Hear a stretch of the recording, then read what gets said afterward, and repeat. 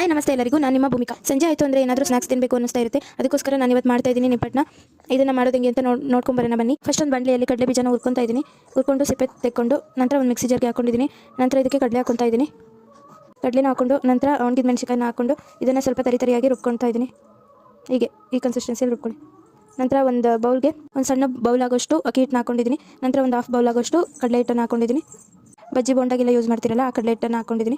ನಂತರ ತರಿಯಾಗಿರೋ ರುಬ್ಕೊಂಡಿರೋ ಕಡಲೆ ಬೀಜ, ಕಡಲೆ ಮತ್ತು ಮೆಣಸಿನಕಾಯಿನ ಹಾಕೊಂಡಿದ್ದೀನಿ.